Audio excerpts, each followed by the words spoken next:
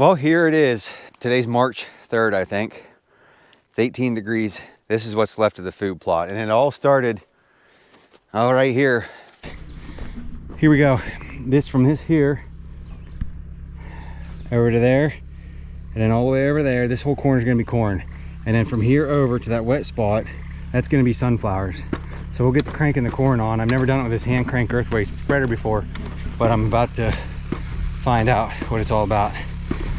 The weather's been terrible, and I was hoping that we would have something left over by now, but there isn't anything left in this entire 7 or 8 acres, except some clover laying down there that you can kick up.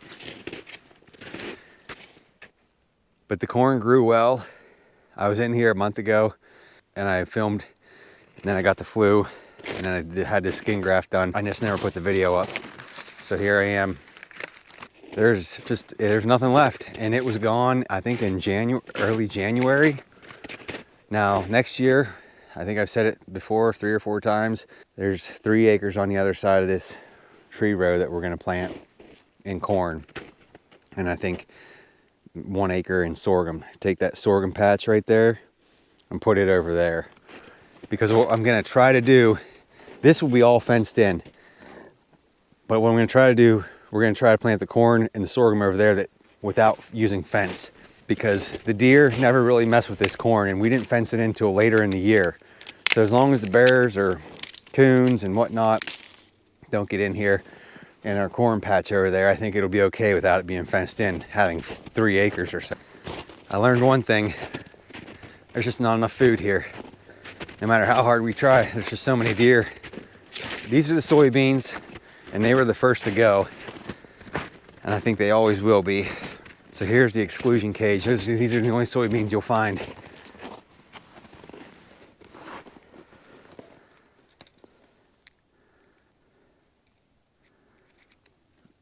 I'd say these were gone in, December, maybe even sooner. And we'll do it again next year. There's not much else we can do. We only have so much to plant. But we'll fence it in. That'll make a big difference. We'll keep it fenced in as long as we can. So we'll go over here and take a look.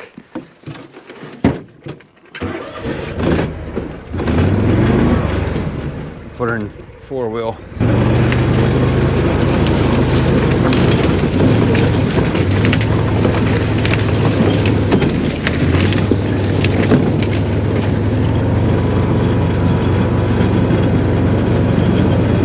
Now, believe it or not,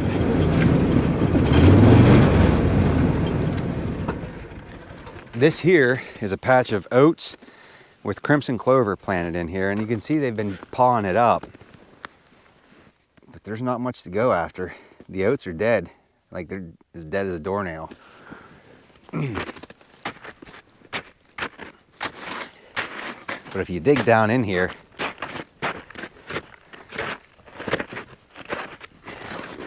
yeah, I'm not sure what they were digging for. Enough of that. And the sorghum here, it's just wiped out. You can see it, and it's all nipped off. I had some pretty nice seed heads in here. And there's a lot of foxtail as well. But what we did was we sprayed 2,4-D to take care of all the broadleaf weeds. But I did not treat it with a pre-emergence like atrazine, and that's what I'm going to try to do this year, this spring, when it's planted over there. We'll spray it, I believe, the same day we plant it. This is the screen. This is the Sudan grass, sorghum Sudan grass hybrid. It grew pretty tall, but the first windstorm the first thunderstorm we had, it laid it over, and that was it. So we're certainly not using that again. I think I'll use a mixture of this, corn, and then regular sorghum, and that might stay standing throughout at least rifle season. This is solid ice here.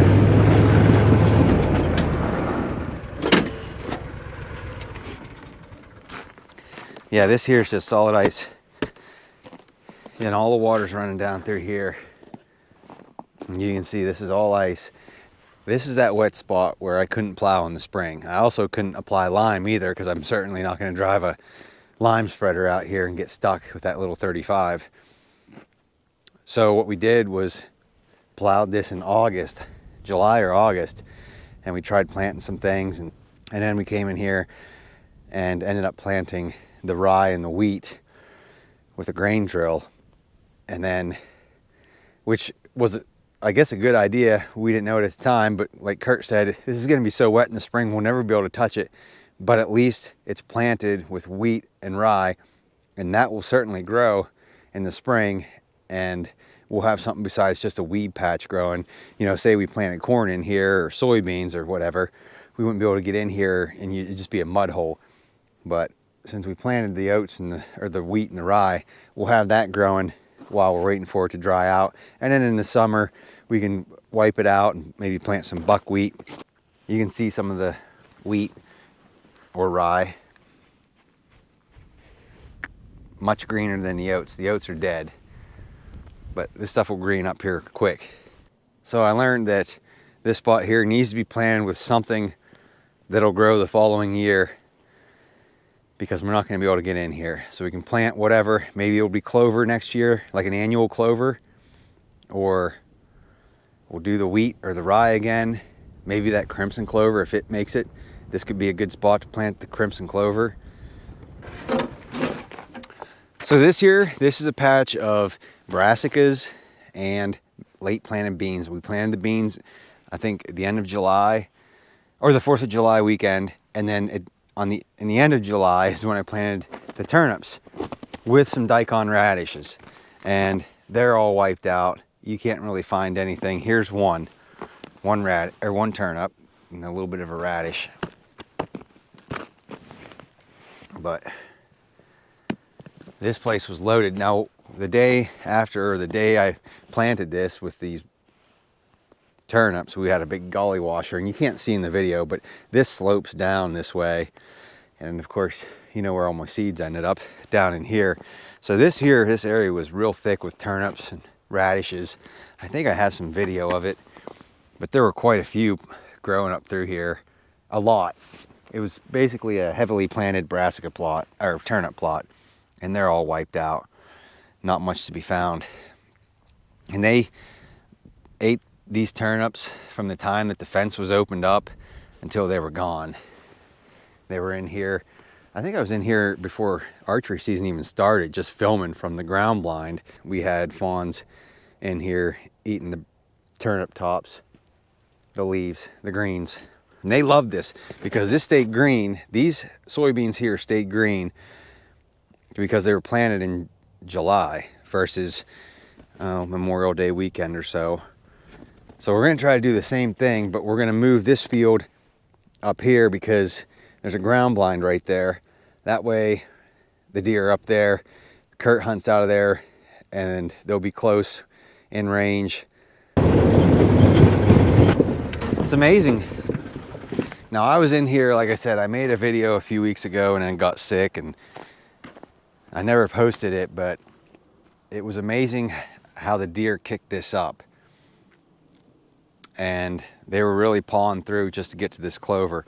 And now it's gotten to the point where there's not much at all left. There's not as much pawing going on. As you can see, it's pretty much toast. And I guess they can try to get a little out of there, but they ate this from the time it was planted and started growing all year. And there's a camera over there, and it still shows them out here wandering around. So they're still eating it all year long with the clover. You can never go wrong with clover. We planted it in the spring, and then we had a drought, but we got it established, and it looks really nice now. We came in here and sprayed it, and then I mowed it just to wipe out some of the weeds that were dead and standing, and it ended up looking real nice. We never mowed it after that. We let everything go to head, to flower. The bees loved it, if you're into all that, and we just had no reason to mow it down. But this here is where the soybeans start. This is exactly where, I believe this is where I started plowing, somewhere right in here with the little Massey 35. I think it was probably this big hump right here. I'm not sure, but this is where it was. First time I ever plowed with that tractor. Now here it is, March. We have at least a month before we can get back in here. We'll add more, we'll do a soil sample. I'll show you the results. And then we got to add more lime, especially to the field where we're going to add our new corn. That needs limed. But either way, that's it. That's the final update for the fruit plot. The deer wiped it out. We need more food. We need less deer. I think a lot of people are still stuck on the whole don't shoot does type thing. I know it's super backwards. Thanks for watching.